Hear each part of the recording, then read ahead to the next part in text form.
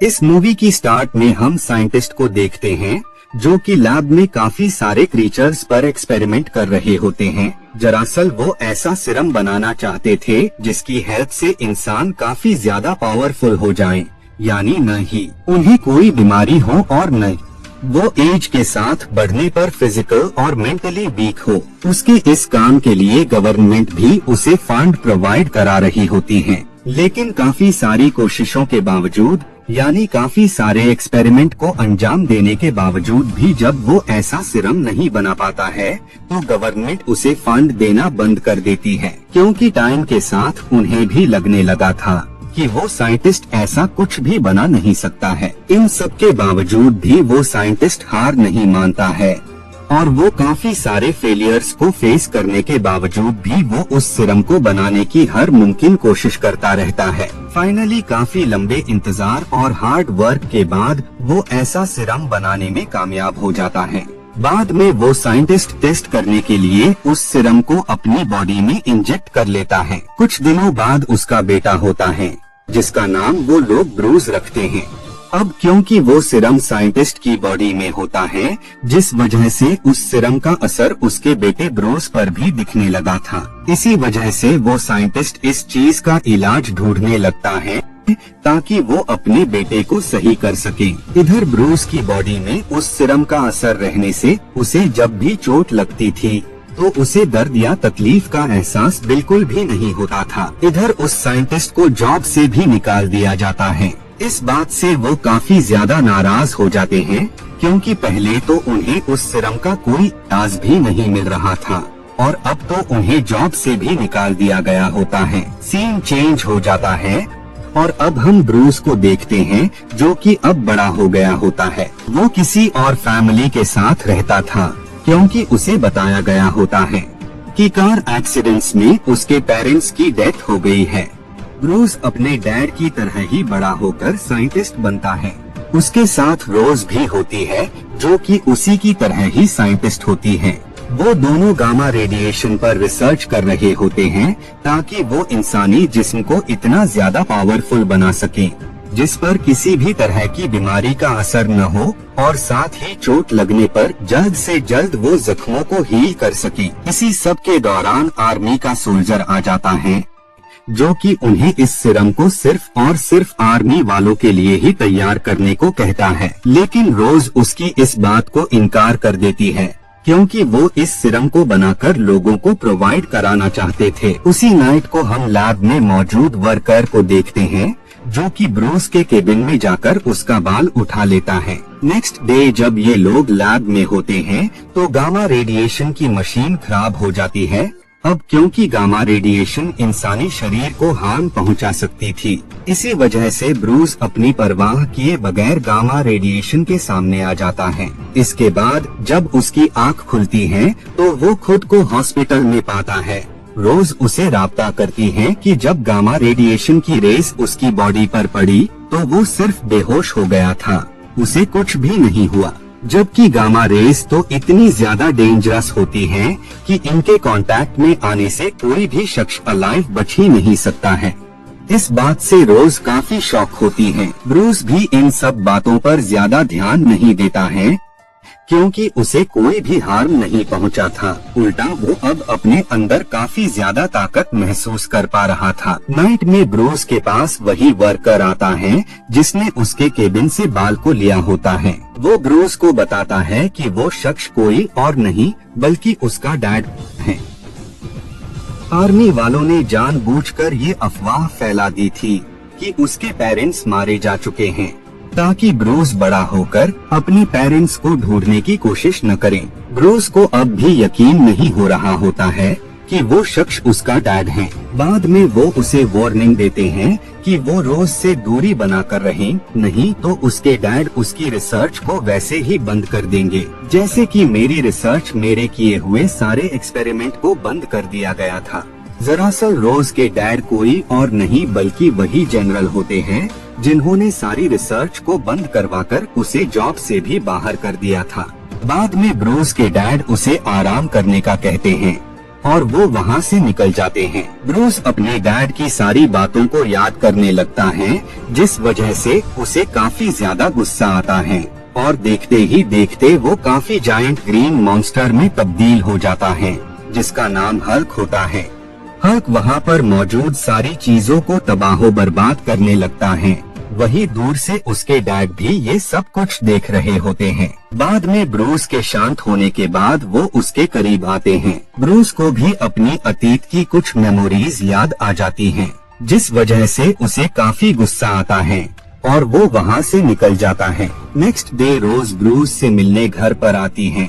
Bruce को पिछली रात की कोई भी बात याद नहीं होती है, सिवाय उस शख्स के ये कहने के कि वो उसका डैड है। इसीलिए वो रोज को उसके बारे में सब कुछ बता देता है।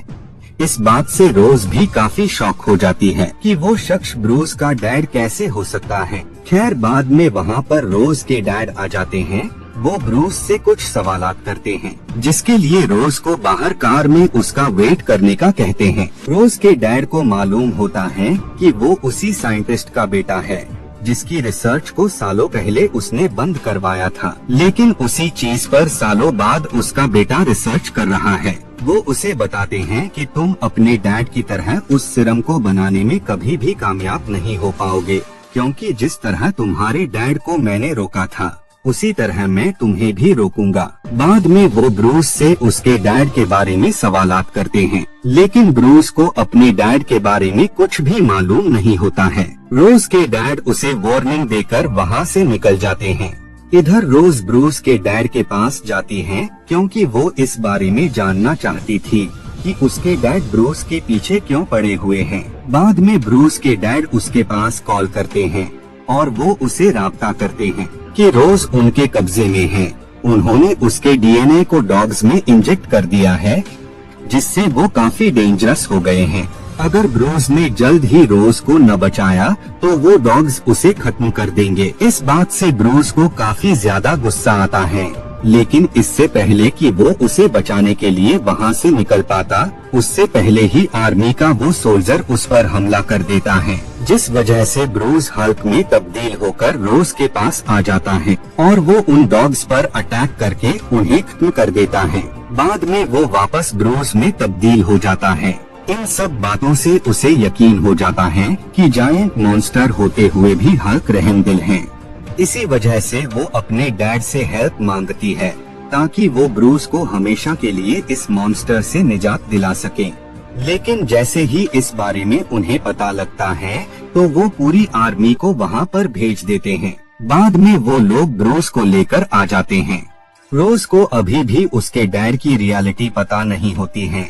उसे तो अभी भी लग रहा था कि उसके डैड ये सब कुछ ब्रूस को ठीक करने के लिए कर रहे हैं, लेकिन असल में उनका मकसद तो ब्रूस को हमेशा के लिए जमीन के काफी नीचे चेम्बर में रखकर उसे बेहोश रखना था। बाद में जब रोज को उसके डैड के इरादों के बारे में पता लगता है, तो वो उनके काफी ज्यादा नाराज हो जाती है और वो उनसे कहती है कि वो ब्रूस के साथ ऐसा बिल्कुल भी नहीं कर सकते हैं। ब्रूस नेक दिल शख्स है, उसी ने उन डेंजरस डॉग्स से उसे सेव किया था, लेकिन उसके डैड उसकी किसी भी बात पर ध्यान नहीं देते हैं और न ही वो ब्रूस को किसी भी हालत में आजाद करने वाले थे। रोज अपने डैड से काफी ज्यादा रिक्वेस्ट करती है कि वो ब्रूस के साथ उसे एक दिन स्पेंड करने दे। अब अपनी बेटी के काफी बार रिक्वेस्ट करने से वो ब्रूस से मिलने की इजाजत दे देते हैं। रोज ब्रूस के साथ पूरा दिन स्पेंड करती है। इधर ब्रूस के फादर गामा रेडिएशन को खुद पर डाल लेते हैं, अब क्योंकि उनके अंदर भी वो सिरम होता है, जिस वजह से उनमें भी एक नई तरह की पावर आ जाती है, जिससे वो जिस भी चीज को टच करता था तो उसकी पावर उनमें आ जाती थी।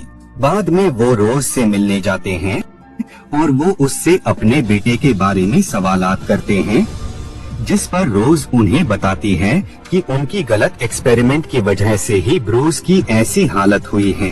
इस बात पर वो उसे बताते हैं कि उन्होंने ब्रूस को इस बीमारी से निजात दिलाने के लिए, यानी उसे सही करने के लिए बहुत सारे एक्सपेरिमेंट ट्राई किए, लेकिन वो सारे के सारे फेल हो गए, जिस वजह से उन्होंने ब्रूस को खत्म करने का डिसाइड किया। लेकिन बीच में मेरी वाइफ यानी ब्रूस की मॉम जिस वजह से उसकी डेथ हो गई। इधर वो लोग ब्रूस को काफी टॉर्चर कर रहे होते हैं ताकि इससे उसे गुस्सा आ जाए और वो हल्क हो जाए। इस वजह से वो हल्क की स्किन को उसकी बॉडी से अलग करके उस पर काफी सारे एक्सपेरिमेंट करना चाहते थे ताकि वो इससे काफी सारे हल्क बना सके। उनके टॉर्चर से ब्रूस को गुस्सा आता है, जिस वजह से वो हल्क में तब्दील हो जाता है और वो वहाँ पर मौजूद सारे लोगों पर अटैक करने लगता है। बाद में वो वहाँ से एस्केप कर जाता है और साथ ही वो सारे वेपन को भी डिस्ट्रॉय कर देता है, यहाँ तक कि उनके टैंक्स भी। बाद में हल्क पानी में गिरता है जहाँ वो सिटी के दरमियान में निकलता है। उसी दौरान ही रोज आ जाती है, जिस वजह से वो वापस इंसान में तब्दील हो जाता है। बाद में वो लोग उसे वापस से पकड़ लेते हैं। इधर साइंटिस्ट को वो लोग पकड़ लेते हैं, इसीलिए वो उनसे काफी रिक्वेस्ट करता है कि आखिरी बार उसे उसके बेटे से मिलने दिया जाए, जिस वजह से वो लोग उसे उस प्लेस पर ले आते हैं। साइंटिस्ट पूरे सिटी की इलेक्ट्रिसिटी एब्जॉर्ब कर लेते हैं और साथ ही वो ब्रूस को भी हल्क में तब्दील होने के लिए मजबूर कर देते हैं। हल्क में तब्दील होते ही वो उन पर अटैक कर देता है, जिस वजह से उन लोगों के दरमियान फाइट स्टार्ट हो जाती है। वो दोनों ही एक दूसरे पर काफी ज्यादा अटैक्स कर रहे होते हैं। बाद में वो हल्क की पावर्स को एब्जॉर्ब करने की कोशिश करने लगते हैं, लेकिन उसकी पावर इतनी ज्यादा होती है कि वो उसे बर्दाश्त ही नहीं कर पाते हैं, जिस वजह से उनकी डेथ हो जाती है। बाद में आर्मी वाले भी वहाँ पर एक्सप्लोजन कर देते हैं। इस इंसिडेंट के काफी वक्त बाद रोज के डैड उससे सवालात करते हैं कि अगर कहीं भी उसे ब्रूस नजर आए तो वो उसे राब्ता करे। इधर ब्रूस पूरी दुनिया से छिपकर रह रहा होता है और अब तो उसने अपने गुस्से को भी कंट्रोल करना सीख लिया था। और इसी के साथ ये मूवी यहीं पर एंड हो जाती